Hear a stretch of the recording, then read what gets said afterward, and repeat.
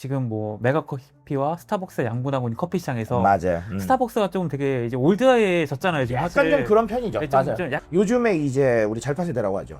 알파 세대나 Z 세대는 안 사는 거예요, 그냥. 예. 그냥 안 사니까 이거를 그냥 알아서 내가 원하면 전 메뉴에 다 사수를 추가할 수 있게 만들어 준 거예요. 어쨌든간 그 중간을 차지하기 위한 포지셔닝 중에 하나인 건 확실한 것 같다.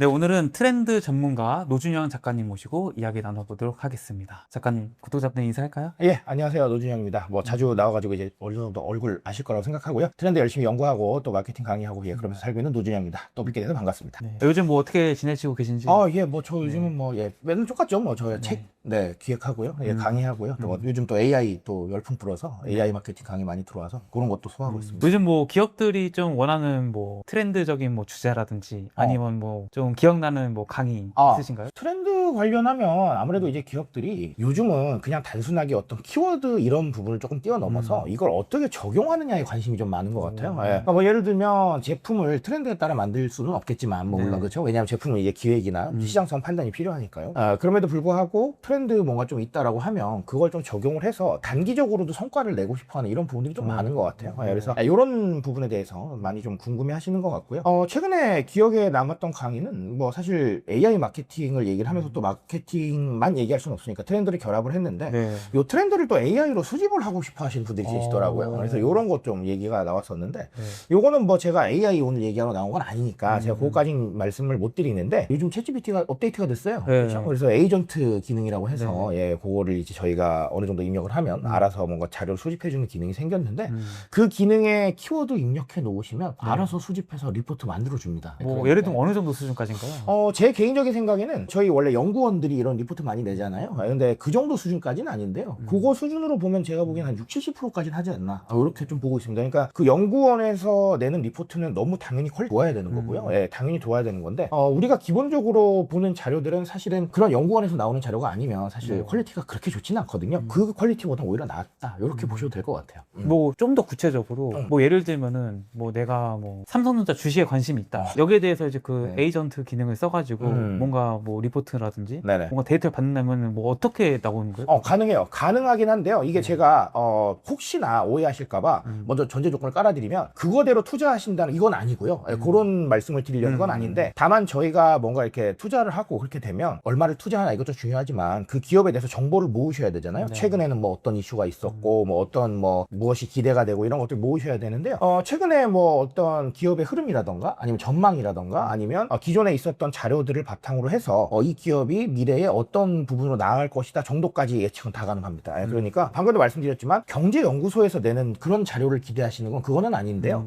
그럼에도 불구하고 한 60~70% 정도는 해결해 줍니다. 대학교 과제 수준의 리포트 정도? 아니요. 과제 수준 이상으로 보셔도 될 것 같아요. 왜냐하면 이게 사람이 자료를 수집하는 건 사실 한계가 있잖아요. 작가님도 공감하시겠지만 사실 한계가 있는데 AI가 수집하는 건 진짜 한계가 없이 다 긁어내기 때문에 우리 리포트보다 낫다. 이렇게 보시면 될 것 같아요. 오늘 이제 F&B 트렌드 한번 여쭤보고 싶은데 맞습니다. 네네. 일단 할리스 할리스 얘기해볼까요? 좋죠. 네. 할리스 뭐 좀 최근에 가신 적 있으신가요? 할리스 저는 사실은 커피를 뭐 너무 좋아하고 할리스의 커피를 좋아한다 이건 아닌데요. 왜냐면 저는 그냥 커피는 다 주로 좋아합니다. 그렇지만 아무래도 할리스가 주는 좀 이미지가 있잖아요. 저희 뭐 파스쿠치나 할리스가 엄청 많지는 않은데 그래도 어쨌든간 뭔가 좀 레벨이 있는 것 같아. 이런 느낌이 좀 있는 거고요. 그래서 자주 방문하는 것 같습니다. 근처에 보인다면요. 뭐 저 같은 경우는 뭐 할리스가 엄청 많지는 않으니까. 맞아요. 근데 뭐 집 주변에 하나 있어가지고 이제 가보면은 약간 이 할리스는 다른 카페와는 다르게 정말 그 1인 좌석을 막 만들어서 맞아요. 작업하기 되게 편하게 좀 인테리어를 해놨더라고요. 맞아요. 그 당산역에 가시면 진짜 거기는 뭔가 시간 남으면 갈 수밖에 없는 형태로 정말 혼자 가셨을 때 뭔가 이렇게 좀 작업하시고 아니면 저희 뭐 공부 얘기하시잖아요. 그런 것 좀 간단하게 하시기엔 정말 잘 만들어놨습니다. 그래서 때때로는 1인 좌석은 보면은 오히려 스타벅스보다도 나은 것 같기도 해요. 그렇죠. 그래서 저도 때때로 이렇게 주변에 보이면 찾는 편입니다. 아마 뭐 그런 식으로 좀 할리스가 이 대한민국 이 카페 시장에서 조금 자기만의 뭔가 개성이라든지 차별점을 만들어 가려는 것 같은데 맞아요. 저도 공감합니다. 네. 네. 이번에 좀 전 메뉴 샤추가 옵션을 도입했더라고요. 맞아요. 이거는 뭐 어떤 건가요? 그 아샤추라고 들어보셨죠? 그 아이스티의 샤추가인데요. 네. 원래는 아샤추에서 시작이 된 거였는데 이거를 그냥 알아서 내가 원하면 전 메뉴에 다 샤추를 추가할 수 있게 만들어준 거예요. 그래서 우리 예를 들어서 이런 거 들어보셨죠? 스타벅스에 뭐 숨겨진 메뉴가 있다 그래가지고 직원들만 먹는 메뉴 맞아요. 그런 메뉴나 아니면 뭐 스타벅스 가서 이렇게 주문하세요라는 거 이런 거 아마 보셨을 거예요. 그런 것처럼요. 지금 요 상태는 뭐냐면 숨겨진 메뉴까지는 아니지만 어쨌든 내 상황에 맞게 내가 좀 추가하고 싶은 거 있으면 그런 식으로 넣어봐. 뭐 이렇게 얘기하고 있다. 이렇게 보시면 될 것 같아요. 네. 그러니까 뭐 원래도 스타벅스에서는 그냥 이제 뭐 내가 샷을 추가하는 정도는 옵션을 기본적으로 맞아. 있었는데 이 할리스 같은 경우는 그러면은 뭐 내가 뭐 카라멜 시럽도 넣고 뭐 메이플 시럽도 넣고 뭐 이런 시럽 종류 내가 다 골라서 맞아요. 완전히 내가 내 마음대로 만들 수 있다는 얘기죠. 맞아요. 그런 거고 그리고 요거는 특히나 어느 쪽을 주목하셔야 되냐면 커피 종류가 아닌 다른 음료 종류의 샷이 몽땅 다 추가가 가능하다는 거예요. 그러니까 좀 특이한 음료들을 만들 수가 있는 거죠. 그래서 요거는 방금 말씀드린 것처럼 아샤추에서 일단은 시작이 됐다. 이렇게 보시면 될 것 같아요. 이제 이런 트렌드를 뭐라고 부르나요? 요거를 우리가 뭐 조금 거창하긴 하지만 커스터마이징이다 뭐 이렇게 얘기를 합니다. 커스터마이징이라고 하면 내가 내 맘대로 만든다 뭐 이렇게 보시면 되겠는데요. 요걸 조금 쉽게 표현하면 저희 10대들 사이에서 꾸미기라고 표현을 합니다. 그렇죠? 그래서 뭐 스티커로 자기만의 뭘 꾸민다거나 특히나 뭐 저희 텀블러도 이렇게 스티커 붙여서 꾸미고요. 아니면 다이어리도 꾸미고 뭐 이런 것들. 심지어 요즘은 뾰루지도 꾸며요. 아, 그래요? 자, 이게 무슨 얘기냐면 저희 뾰루지 나면 커버 이렇게 붙이잖아요. 커버가 원래는 이게 살색인데 그게 아니라 이 모양으로 다 나와요. 일러스트 같은 모양으로 나와서 내가 원하는 걸 붙일 수가 있어요. 그런 것들이 다 커스터마이징에 해당을 합니다. 근데 신기한 건 이 커스터마이징 상품들이 다 잘 돼요. 거의 대부분 잘 되는 게 방금 말씀드린 뾰루지 꾸미기 요거를 다이소에 애경에서 출시를 했는데 요것도 완판돼요.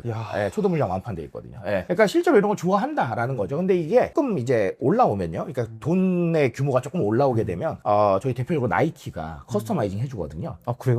커스터마이징 스튜디오가 따로 있어요.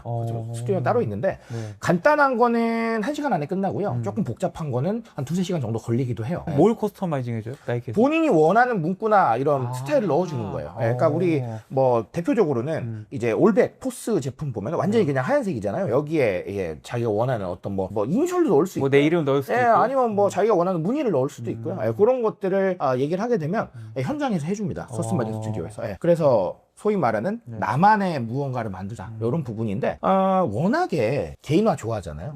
개인화를 좋아하는 것도 있고 그리고 이제 10대 친구들 특히나 알파 세대 친구들은 나의 취향 그러니까 내가 좋아하는 걸 너무 잘 알고 있다 보니까 이거를 반영하고 싶은 욕구가 굉장히 큰 것 같아요. 그러니까 옛날에는 우리 그랬잖아요. 사실은 내 취향은 아니야. 내 취향은 아닌데 근데 그거밖에 없다고 하면 그냥 울며 겨자 먹기를 샀어요. 어쩔 수 없지 뭐라고 샀는데 요즘에 이제 우리 잘파 세대라고 하죠. 알파 세대나 Z 세대는 안 사는 거예요. 그냥 안 사니까 이제 유통업계에서 다른 생각을 하게 되는 거죠. 그럼 그냥 커스터마이징 해줄까? 뭐 이렇게 되는 부분들이 좀 있는 것 같아요. 저희 멀리 볼 것도 없죠. 저희 크록스 완전 커스터마이징 되잖아요. 그런 부분이라고 생각하면 될 텐데 근데 이게 오늘 우리가 얘기하고 있는 이런 식음료 쪽에서 사실 좀 힘들잖아요. 어떻게 커스터마이징을 해요? 그런 부분이다 보니까 여러 가지 아이디어들을 아마 생각을 했을 텐데 할리스는 이걸 그러면 메뉴를 자기 취향에 맞게 할 수 있도록 해주자 이런 생각들을 하게 된 것 같아요. 이걸 뭐 개인화다 이렇게 얘기하기 너무 거창하긴 한데요. 그럼에도 불구하고 어쨌든간 음료는 사실 개인화가 좀 어려운데 그 개인화 지수에 조금 올라갔다 이렇게 봐주시면 될 것 같아요. 그럼 예를 들어서 뭐 할리스 이렇게 커스터마이징을 시도해가지고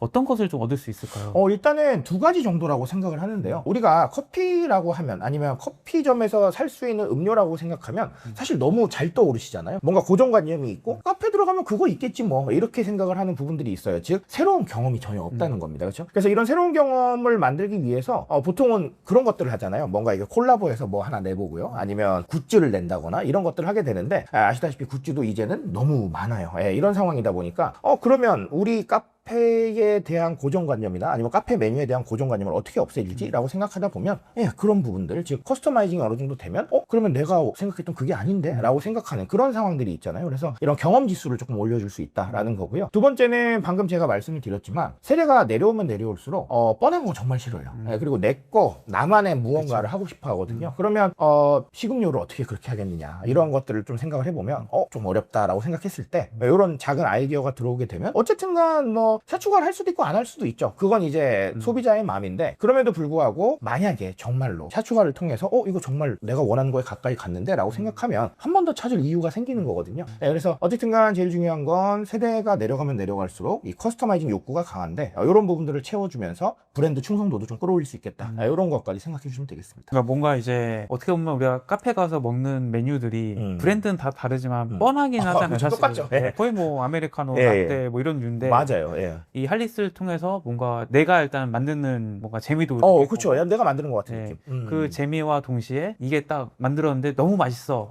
하면 이게 할리스의 충성 고객까지 될 수 있는 그렇죠. 거죠. 아니면은 너무 맛있으면 SNS에 인증할 수도 있잖아요. 나 오늘 할리스 와서 이거 섞어봤는데 맛있는데? 네, 이런 네, 느낌의. 네.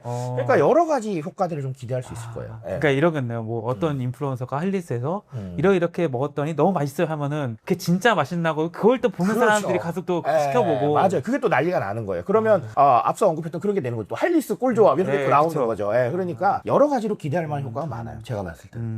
뭐 이런 것도 한번 여쭤보고 싶긴 해요. 그럼 이제 이 커스터마이징 이제 트렌드, 할리스에 국한해서 이 트렌드가 과연 오래 갈 수 있을까? 왜냐면은 이제 뭐 사실 이제 처음에는 되게 이제 새로워서 하지만 우리가 이제 카페에 있는 고정적인 메뉴라는 게 어떻게 보면 스테디셀러인 거고. 그렇죠. 스테디셀러라는 거는 그게 이제 그만큼 오래 사랑을 받는다는 뜻이니까. 맞아요. 예. 그게 인정받았던 맛조합이고 맛있으니까 그게 메뉴화가 돼서 나온 건데 이게 이제 생각보다 또 조합도 이제 고민할 시간도 귀찮고 정말 이렇게 맛있나? 이 생각이 들 수 있잖아요. 맞아요. 그 이 트렌드가 좀 뭐 오래 갈 걸로 보세요. 어떻게 보세요? 사실 아주 좋은 지적을 해주셨어요. 제가 정말 너무 좋은 지적을 해주셨는데 네. 사실은 저는 그건 분화라고 생각을 해요. 여기서 분화라는 뜻은 뭐냐면 타깃이 그냥 다르다라고 생각하는 거죠. 그러니까 무슨 얘기냐면 커스터마이징 하고 싶은 사람도 있는데 지적해 주신 대로 그냥 귀찮아하는 사람도 있어요. 내가 먹고 싶었던 거 계속 먹는 사람도 있는데 그게 대표적인 게 저예요, 사실은요. 저는 그냥 맨날 아메리카노거든요. 그쵸, 네, 더 이상 생각 안 해요. 자, 무슨 얘기냐면 그런 생각 안 하는 사람들은 그냥 그렇게 둬요. 그런 다음에 그런 사람들 외에 좀 새로운 것들을 원했던 사람들을 우리가 서브 타깃으로 본다면 새로운 타깃이 사실 들어올 수가 있는 거죠. 그래서 이거는 오래 가고 안 가고의 문제가 아니라 네. 타겟 확장의 문제인 것 같아요. 저는요. 예. 그러니까 일단 우리한테 충성이 있거나 아니면 어떤 특정 메뉴에 대해서 사람들이 고르는 그런 부분들이 있다라고 한다면 그거는 우리가 일단 안정적으로 줄 수 있는 타겟인 거고요. 그 외의 타겟들을 어떻게 끌어들일까라는 고민을 하는 이런 상황에서 사실 나오는 아이디어이기 때문에 정말 잘 되고 안 되고 아니면 오래 가고 안 가고의 문제보다는 할리스에 방문하는 사람들을 늘리냐 늘리지 못하느냐 이런 느낌이라고 생각을 합니다. 그래서 이건 약간 다른 측면에서 보실 수도 있을 것 같아요. 그럼 뭐 작가님의 경우에는 그러면 이제 할리스가 커스터마이징을 뭔가 하네? 다른 카페랑 뭔가 다르네? 이제 이건 일단 알게 된 거잖아요. 그렇죠. 맞아요. 그러면 내가 이것 때문에 할리스를 갈 것 같으세요? 아니면 안 갈 것 같으세요? 난 그냥 뭐 백다방 메가커피 스타벅스 가겠다. 어떤 쪽일 것 같아요? 저는 솔직히 말하면 후자일 것 같아요.